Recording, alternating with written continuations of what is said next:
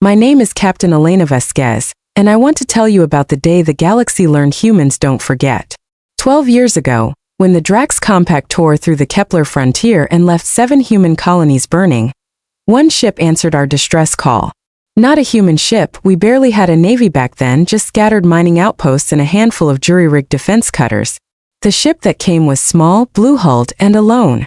It belonged to the Ithari, a quiet, insectal species nobody in the compact bothered to fear. The Ithari captain, an elder named Ossein, brought exactly one vessel against a Drex battle group of 11. He shouldn't have won. He shouldn't have survived. But he held the evacuation corridor open for 6 hours while 40,000 human colonists escaped through it, and when his ship finally died, he died broadcasting a single message on an open channel. Tell them to live. We told them to live. And we never forgot who bought us that chance. That's the story everyone in the Sol Assembly grew up on. I grew up on it. I joined the fleet because of it. And 12 years later, when the call came in that the Ithari homeworld was surrounded, not by the Drex this time but by something worse, I was standing on the bridge of the SS Cottonwood, and I already knew what my answer was going to be before command finished the sentence. The thing surrounding Ithra was called the Maw Collective, and nobody in known space had ever beaten one in open battle. They didn't conquer. They consumed worlds, fleets, entire star systems stripped down to slag and dust, moving on like locusts. 300 warships had encircled Ithra's system in a formation the Assembly's tacticians called, with grim professionalism, the funnel. Nothing was getting out. Nothing was getting in. The Ithari sent one final transmission before their long-range communications went dark. It wasn't a plea. It was almost an apology. We do not ask you to come. We know what waits here. We only wanted you to know the debt was never owed. We will do it again.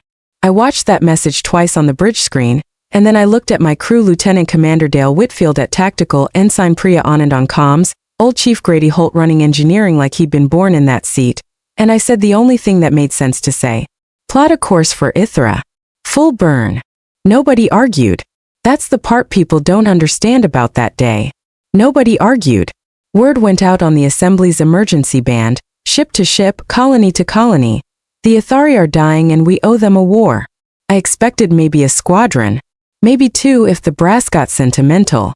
What I got, over the following 18 hours, was every human vessel within 11 light-years turning its bow toward a system most of them had never heard of, for a species most of them had never met, because of a debt paid 12 years before some of those pilots were even born. Fishing trawlers retrofitted with military-grade plasma coils. Independent freighter crews who'd never fired a weapon in anger. The Cottonwood and 4 sister destroyers. A civilian evacuation transport that showed up armed with nothing but a cargo hold full of volunteers who wanted, in their words, to carry people out the way Ossein carried our grandparents out. By the time we crossed into the Ithra system, we were 211 ships strong, against 300 Maw warships that had never lost. The math was ugly and everyone on that bridge knew it. Dale looked up from tact, his jaw tight. Captain, if we hit that funnel head-on, we lose maybe 60% of the fleet before we even reach the planet. I know. There's no clean way to do this. I know that too, Dale. I keyed the fleet-wide channel, and my voice went out to every human ship in that formation, and I said the thing I'd been holding since the message came in. This isn't a rescue mission. This is a repayment. 12 years ago, one ship held a line for 40,000 of us who never got to say thank you. Today, 211 ships are going to say it for them. Formation Ossein. All wings on my mark. Formation Ossein. We named it in the 10 minutes before the battle, after a dead captain from a species that wasn't even ours because it felt right, and because somewhere out there past the wreckage in the years I hoped he could hear it. The Maw fleet didn't expect resistance. That was the first mistake they made. 300 years of unbroken conquest had taught them that fear arrives before the fighting does, that most species break formation the moment the numbers turn against them. Ours didn't break. We came in tight, wedge-shaped, every ship holding a 30-meter interval like we drilled it 100 times instead of 18 hours. The freighter crews flew like they had something to prove because they did. The fishing trawlers, retrofitted and ugly and slow, punched holes in the Maw's flank formation that the warships poured through. I watched Dale route power through the Cottonwood's forward batteries and put 3 Maw cruisers into drifting scrap in under 4 minutes, And I heard him laugh, not with joy, with something harder, something that had been waiting 12 years to come out.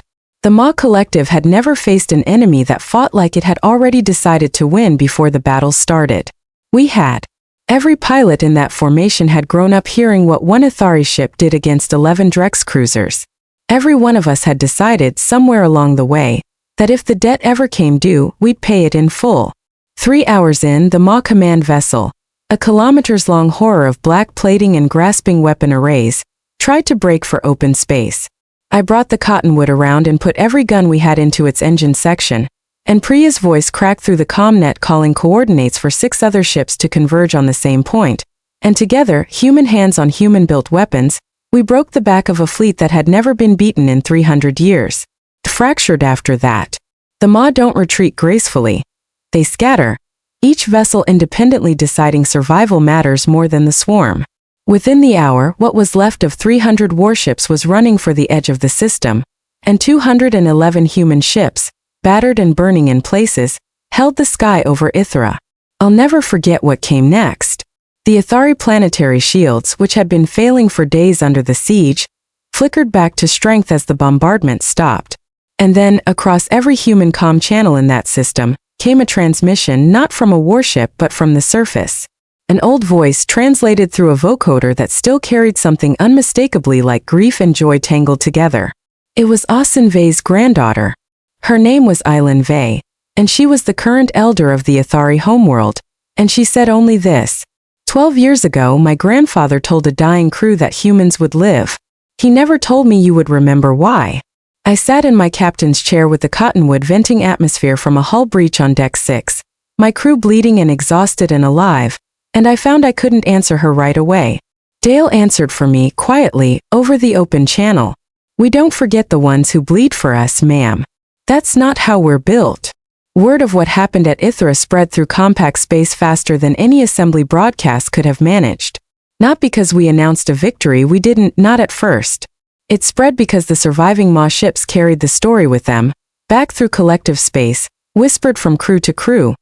There is a species out past the frontier that will cross 100 light-years and burn a fleet to nothing over a debt from 12 years past. That doesn't calculate their odds. That doesn't ask if it's worth it. That's when the fear started. Not fear of our weapons, every species in compact space has weapons. Fear of what we'd proven that day. That humanity keeps its promises even when the cost is everything, and that somewhere out in the dark, an old debt might still be waiting to come due. I don't know if that reputation is deserved. I only know that I stood on a bridge with a hole in my hull, and a crew who'd flown into impossible odds without a single question asked, and I understood, finally, what Ossein Vey knew when he held that line 12 years ago. Some debts aren't measured in the paying. They're measured in who shows up. We showed up. And the galaxy has been watching us ever since.